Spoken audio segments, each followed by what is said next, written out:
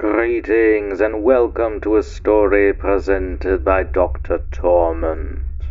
The following narration may be a little sensitive for certain viewers and listeners. Therefore, discretion is advised, and consider that your one and only warning. Now, with that out of the way, let us proceed.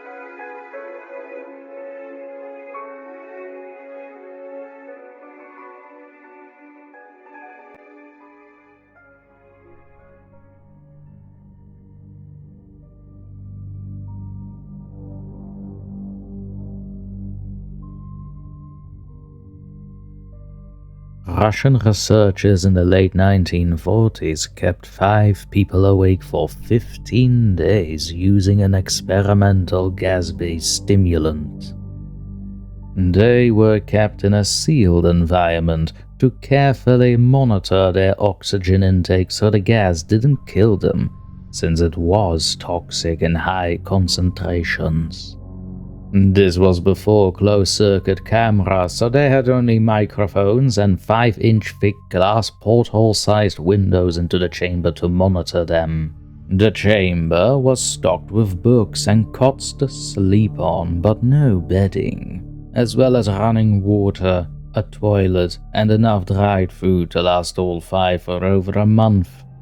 The test subjects were political prisoners deemed enemies of the state during World War II. Everything was fine for the first 5 days. The subjects hardly complained, having been promised falsely that they would be freed if they submitted to the test and did not sleep for 30 days. Their conversations and activities were monitored, and it was noted that they continued to talk about increasingly traumatic incidents in their past. The general tone of their conversations took on a darker aspect after the 4-day mark. After 5 days, they started to complain about the circumstances and events that led them to where they were, and started to demonstrate severe paranoia. They stopped talking to each other and began alternately whispering into the microphones and one-way mirrored portholes. Oddly, they all seemed to think that they could win the trust of the experimenters by turning over their comrades, the other subjects in captivity, with them.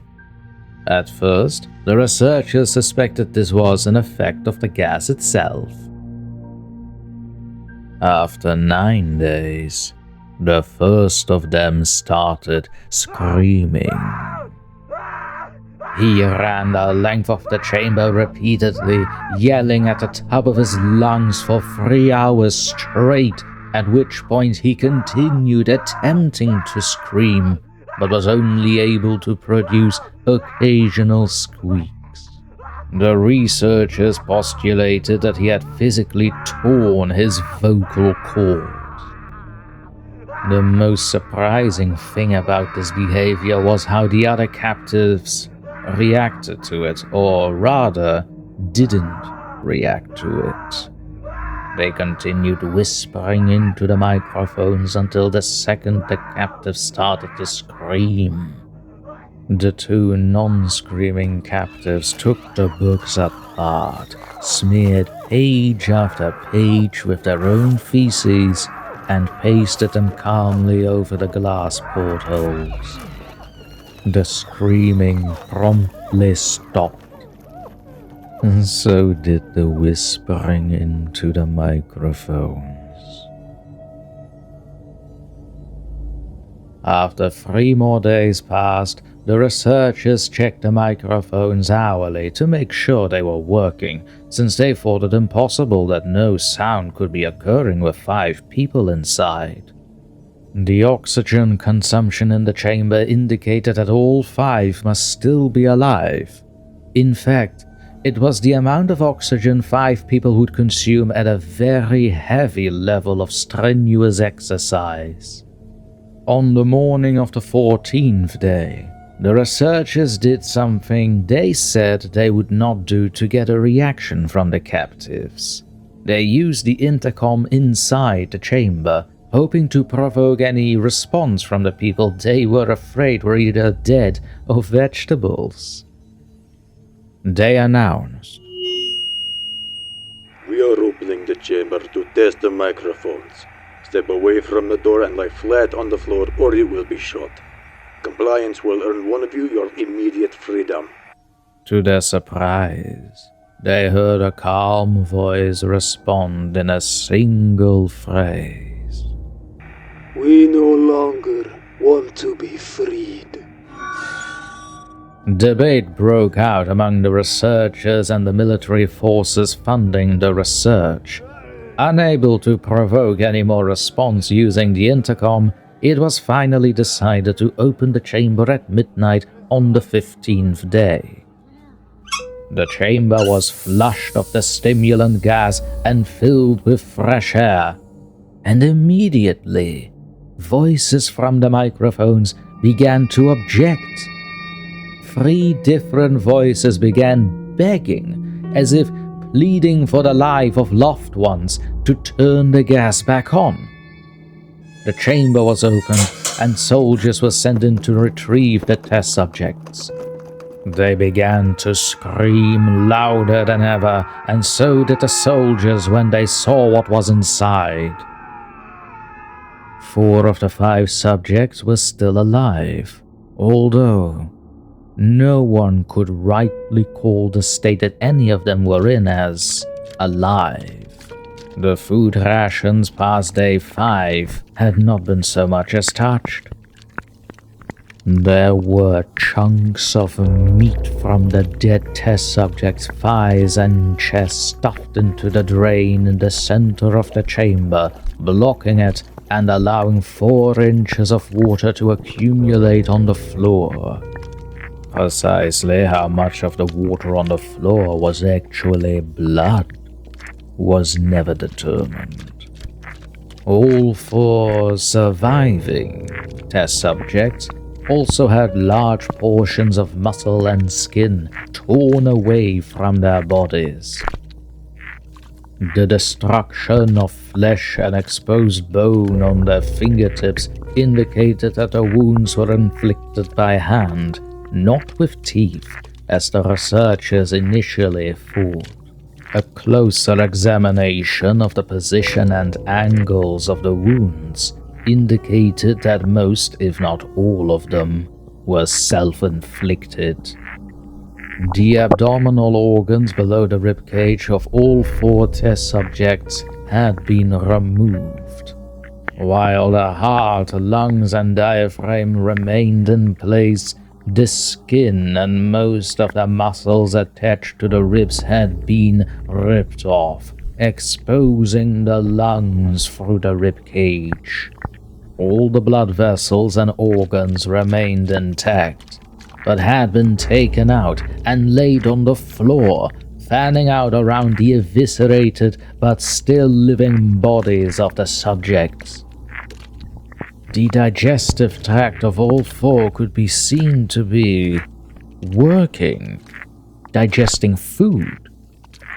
It quickly became apparent that what they were digesting was their own flesh, which they had ripped off and eaten over the course of days. Most of the soldiers were Russian special operatives at the facility, but still, many refused to return to the chamber to remove the test subjects.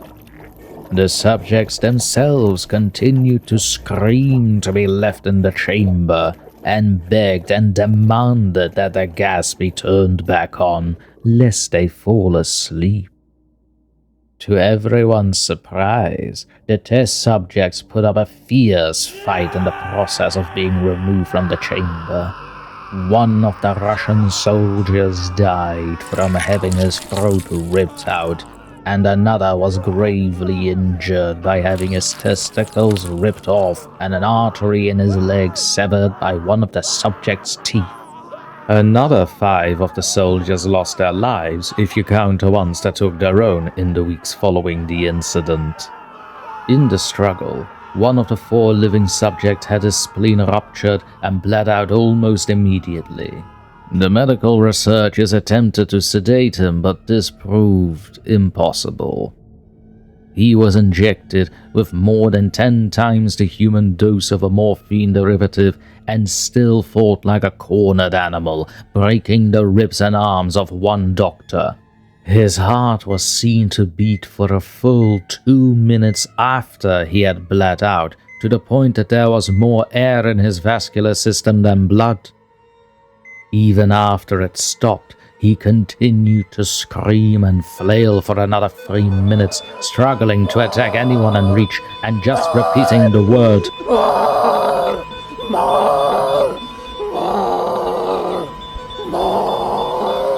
over and over, weaker and weaker.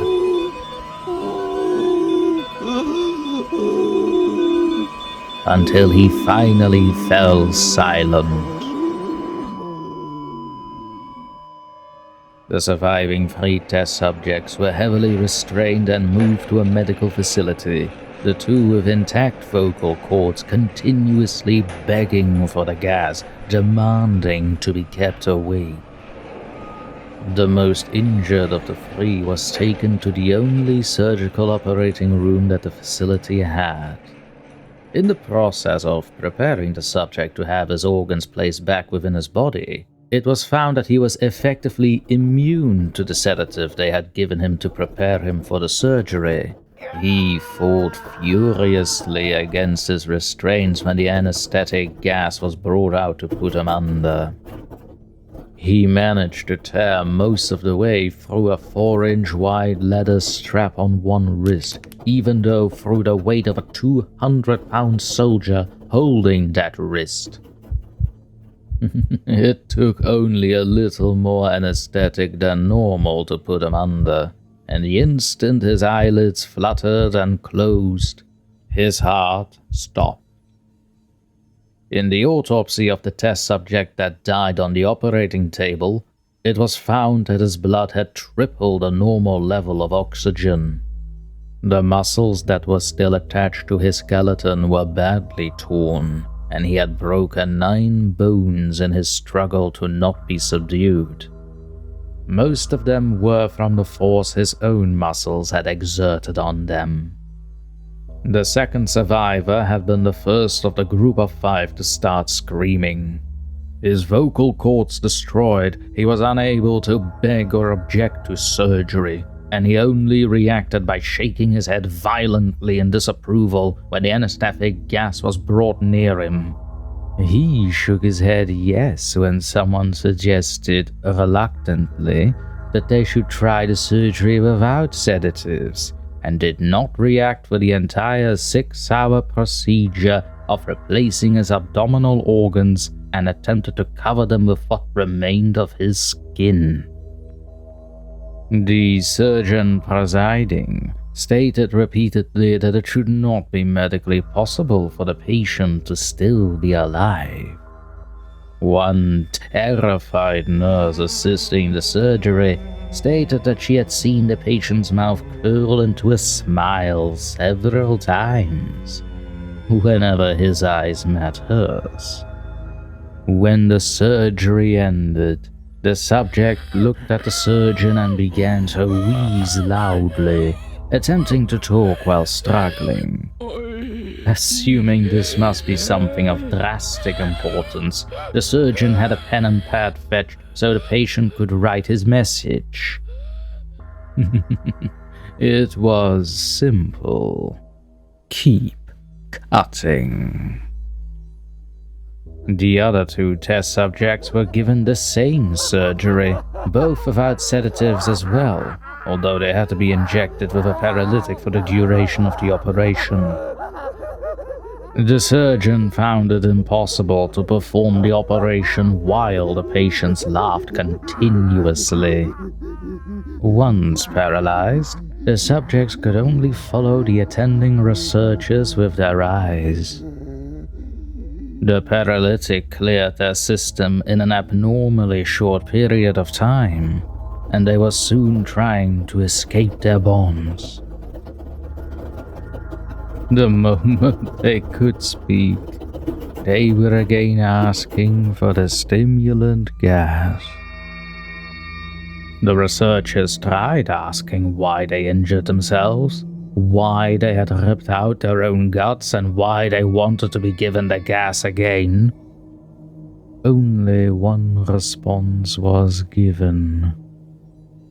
I must remain awake. All three subjects' restraints were reinforced and they were placed back into the chamber, awaiting determination as to what should be done with them. The researchers, facing the wrath of the military benefactors for having failed the stated goals of the project, considered euthanizing the surviving subjects. The commanding officer, an ex-KGB, instead saw potential. I wanted to see what would happen if they were put back on the gas. The researchers strongly objected, but were overruled. In preparation for being sealed in the chamber again, the subjects were connected to an EEG monitor and had their restraints padded for long-term confinement. To everyone's surprise, all three stopped struggling the moment it was let slip that they were going back on the gas. It was obvious that, at this point, all three were putting up a great struggle to stay awake. One of the subjects that could speak was humming loudly and continuously. The mute subject was straining his legs against the leather bonds with all his might, first left, then right, then left again for something to focus on. The remaining subject was holding his head off his pillow and blinking rapidly. Having been the first to be wired to the EEG machine, most of the researchers were monitoring his brainwaves in surprise. They were normal most of the time, but sometimes flatlined inexplicably. It looked as if he were repeatedly suffering brain death before returning to normal. As they focused on paper scrolling out of the brainwave monitor, only one nurse saw the man's eyes slip shut at the same moment his head hit the pillow. His brainwaves immediately changed to that of deep sleep, then flatlined for the last time as his heart simultaneously stopped. The only remaining subject that could speak started screaming to be sealed in now. His brainwave showed the same flatlines as the one who had just died from falling asleep. A commander gave the order to seal the chamber with both subjects inside, as well as 3 researchers. One of the named 3 immediately drew his gun and shot the commander point blank between the eyes, then turned the gun on the mute subject and blew his brains out as well. He pointed his gun at the remaining subject, still restrained to a bed as the remaining members of the medical and research team fled the room. No, No, I won't be locked in here with these things. Not with you! He screamed at the man strapped to the table. What are you? He demanded. I must know! The subject smiled.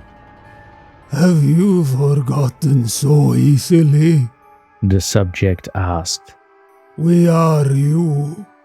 We are the madness that lurks within you all, begging to be free at every moment in your deepest animal mind. We are what you hide from in your beds every night. We are what you sedate into silence and paralysis when you go to the nocturnal haven where we cannot tread. The researcher paused, then aimed at the subject's heart and fired. The EEG flatlined as the subject weakly choked out. So nearly free.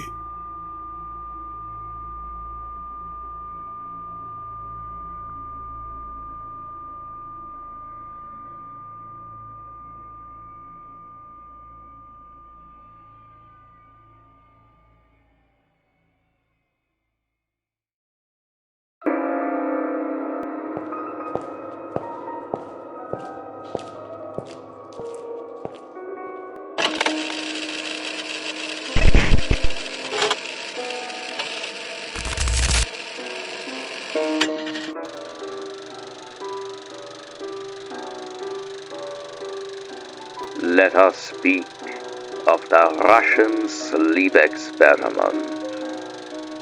Now here's a fable wrapped in steel and mildew, piped full of gas and national pride. A tale from the age of crude science and finer cruelty. The Cold War, when man tried to outrun death with machines made of rust and promises. Oh, how the story aches to be believed. 5 men, no sleep, a gas, so sterile, so simple. 9 days later, they are no longer men, and the world believes it a horror tale. But it is not. It is a mirror, and you are all blinking too loudly to see it. The men in their lab coats sought to deny sleep, that sweet little death you take each night to keep the deeper one at bay. But they did not expect what would emerge once dreams were stripped away. A being without guilt, without memory, without narrative. What precisely emerged when they denied the brain its dream balm? Not madness, no. Madness requires personality. What they unlocked was not a breakdown, but a reversion, a glimpse of the pre-human instinct, a thing that remembers being matter before thought, before names, before shame. The creatures that remained were certainly not broken men. They were men with nothing left to hide behind. You see, madness is not the worst fate. The worst fate is being wide awake and knowing exactly what you are. They begged for death not out of pain, but out of clarity. They did not sleep because they feared what they had once dreamed of being. And when the experiment ended, the doctors realized they had not created monsters. They had only peeled away the myth of personhood. Now, I have seen such sleepless eyes once before, you know. Not in Russia, mind you, but somewhere a little closer to home. Beneath the asylum, beyond the doors no one knocks on. And trust me when I say that it's always the same. Take away sleep, and you take away story. Remove story, and you unmake man. What remains when man is stripped of memory, mercy, and metaphor? Something quite familiar. Something akin, but not entirely, like me. To round it up, my opinion, it never happened. At least, not like they say, but it could. And that is the point. If a lie rattles the bones so well, it might as well be true. In my humble opinion, any such lie that yearns so violently to be real is simply waiting for the right volunteer. I wonder, dear friends and patients, how long could you stay awake? Well, if you ever grow tired of sleeping, just remember, the good doctor can promise you days that will never end.